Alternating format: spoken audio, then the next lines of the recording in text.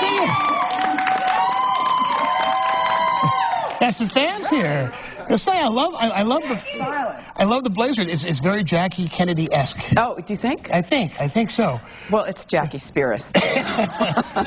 All right, let me get your take on this Hillary Rosen thing, because the White House and the Democratic Party has really been trying to distance itself from those remarks. Just your take on what she said and the context in which it was said. It was bad, pure and simple. The hardest job I've done in my life is raising my 2 kids. And ask them, they probably don't think I've done such a hot job. Yeah. So you can never be dismissive about stay-at-home moms. They work really hard. And I think that we have for the longest time sort of talked about mothers who stay home with their kids as, you know, not having a heavy lift, when in fact it's a real heavy lift. Yeah, it's a real Ask any stay-at-home dad. Oh yeah, I believe me. I know. Now let me ask you this though. What about those who say, but wait a minute, you know, Ann Romney's husband's a multi-millionaire, so chances are that, you know, she had more help than most stay-at-home moms have in terms of maybe staff, nannies, drivers, something. Does that make a difference in terms of, in the context of Hillary Rosen's statements?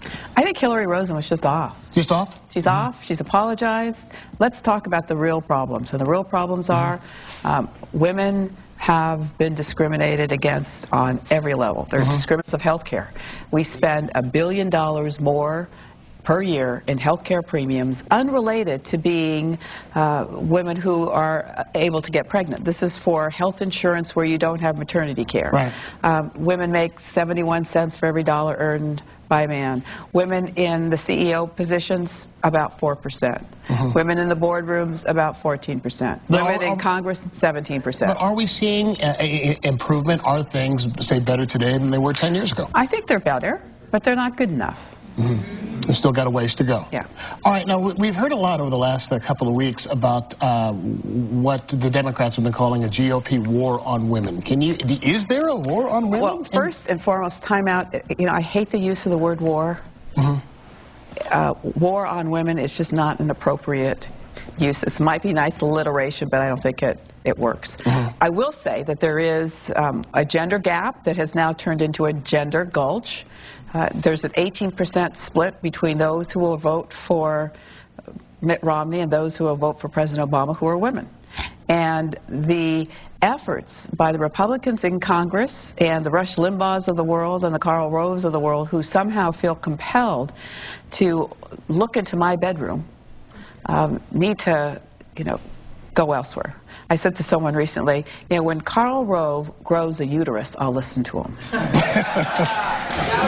I don't know how you come back from that. There is a bill that you introduced, some legislation that you introduced on internet privacy. Tell me about it, and the do not track. Do not track legislation. It's really patterned after the bill that I successfully put through the State House on financial privacy, where, you know, we fill out a credit card application or a mortgage application thinking, well, that's for that purpose. But then these financial services companies will sell that information. And I thought that was wrong, and that you should be able to opt out of that kind of sharing of information or selling of that information. Similarly, I think you should be able to opt out on the internet from being tracked. Because I go to dictionary.com to look up the word obfuscate, doesn't mean that 63 cookies then should follow me everywhere I go. Okay. And that's what's happening. You go to WebMD and you look up cancer, and then they start tracking you, and they track the fact that you looked up cancer, and all of a sudden you go in and want to take out health insurance or life insurance, and there's a dossier about you, and the fact that you looked up cancer is now something that they're folding into their assessment as to whether or not they're going to give you a policy. All right, so where does the legislation stand right now? Well, it's in committee, and it hasn't had a hearing. Okay, so if it is in fact codified into law, what would it do? It would ban cookies, period, in terms of... No, it wouldn't ban cookies. It would allow us on our computers to just say, I'm opting out. To click off, and I want to opt out of being tracked. And what kind of penalties if you are in fact tracked? Serious. Multi-million-dollar penalties over the course of usage. I mean, I think it's like $10,000 per violation, but it can grow exponentially depending on how many people you end up tracking. All right, and final question before we run out of time. It's going to be Mitt Romney versus Barack Obama in November. What do you think that this election is going to hinge on? Will it be on the economy? Will it be on foreign affairs? Will it be on North Korea? What do you think it's going to turn on? I think in the end it's going to be the economy and women. I think that women are going to speak up in this election, much like they did in 1992. You know, we called that the year of the woman. Right. And it was. There were more women elected to Congress that year than in toto that's been elected since then. So it was a huge year for women getting elected. But since then, we haven't had that same uptick. So I'm hoping that this is another year of the woman. All right, Congresswoman Jackie Speier, thanks for being with us. As always. Good to see you.